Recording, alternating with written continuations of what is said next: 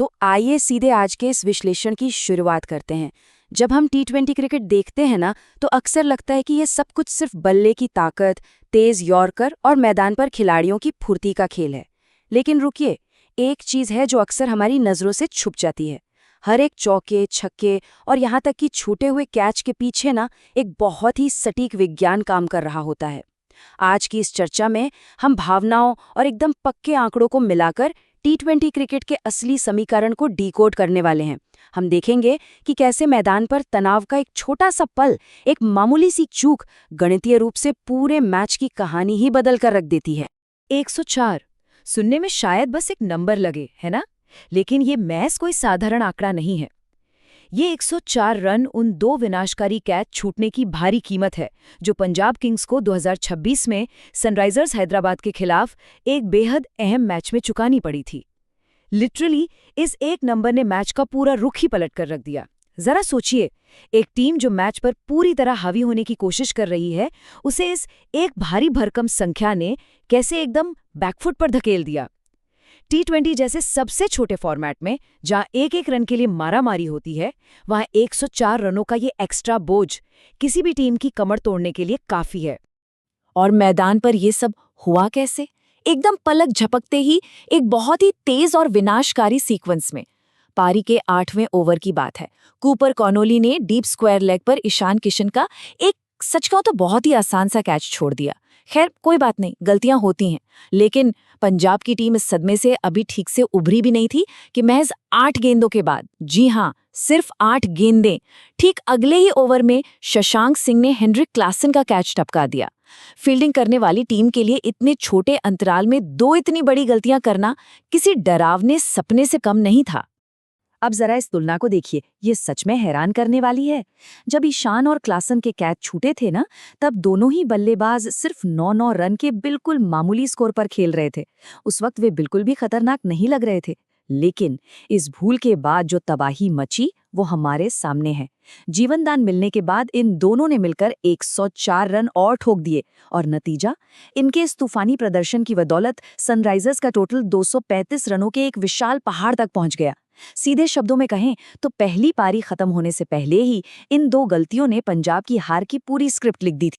Section 5, the science of T20. Catch छूटने की वो घटनाएं यकीनन मैदान पर भावनाओं से जुड़ी एक बड़ी आपदा थी। लेकिन गणित के नजरिए से देखें तो उन्होंने हार के लिए एकदम सटीक फॉर्मूले को ट्रिगर कर दिया था। इसे और गहराई से समझने के लिए आइए यूनिवर्सिटी ऑफ चिचेस्टर की इस बेहद दिलचस्प स्टडी पर नजर डालते हैं।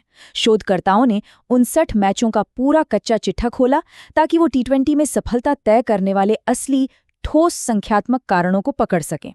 ये अध्ययन हमें हवाई बातों से निकालकर एकदम पक्के आंकड़ों की दुनिया में ले जाता है, जहां मैदान पर हुए हर एक एक्शन का एक बहुत ही सॉलिड गणितीय परिणाम होता है। यहाँ हमें इफेक्ट साइज यानी ES को समझना होगा। रिसर्चर्स ने अलग अलग रणनीतियों के असर को नापने के लिए इसी मीट्रिक का इस्तेमाल किया। देखिए, 0.2 से कम का मतलब है कि असर ना के बराबर है।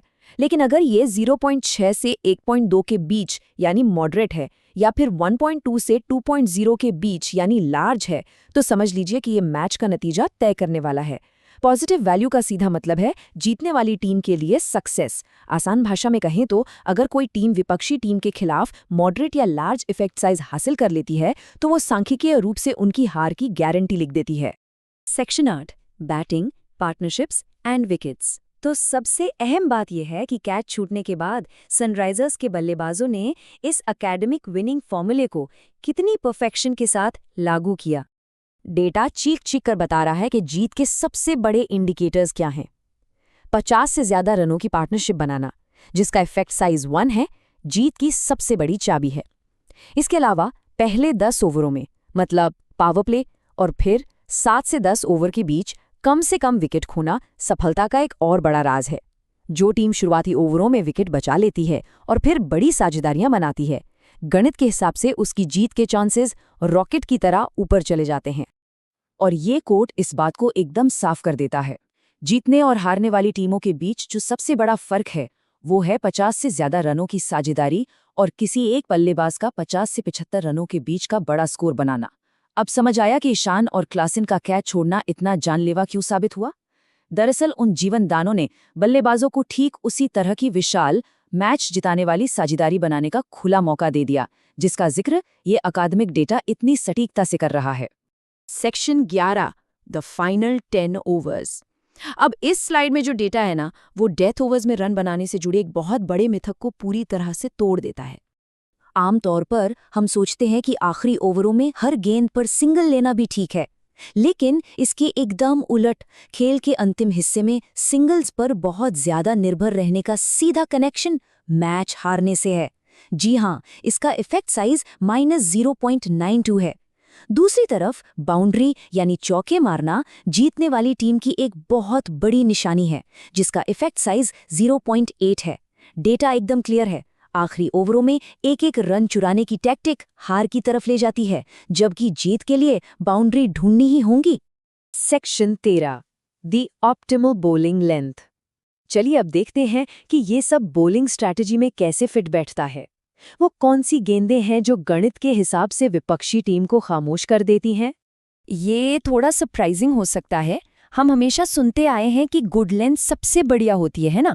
लेकिन T20 में एक पारंपरिक गुड लेंथ की गेंद फेंकना बॉलिंग टीम के लिए सच में एक नेगेटिव इंडिकेटर है। इसका इफेक्ट साइज -0.62 है, जबकि यॉर्कर और शॉर्ट लेंथ की गेंदें साफ तौर पर बॉलर को एक बड़ा गणितीय फायदा देती हैं। यानी टेस्ट या वनडे का जो ब्रह्मास्त्र है वो T20 में हार का कारण बन सकता है। अगर हम एफिशिएंसी की बात करें तो जीतने वाली टीमें अपनी फुल लेंथ गेंदों का इस्तेमाल बहुत ही स्मार्ट तरीके से करती हैं। वो फुल लेंथ पर हर 13 गेंद में एक विकेट चटकाती हैं। इसके मुकाबले हारने वाली टीमों को वही एक विकेट निकालने के लिए 18 गेंदें फेंकनी पड़ती हैं। गुड लेंथ का भी यही हाल है। जीतने वाली टीमें 25 गेंदों में विकेट निकाल लेती हैं, जबकि हारने वाली टीमों को 35 गेंदें लग जाती हैं।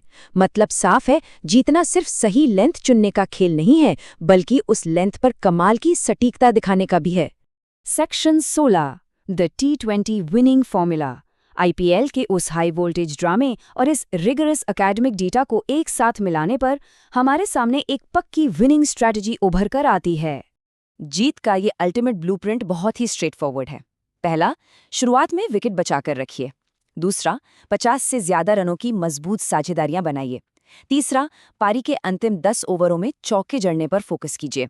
और चौथा, गुड लेंथ के प्यार को भूल जाइए और यॉर्कर तथा शॉर्ट गेंदों का एक बेहतरीन मिक्स इस्तेमाल कीजिए।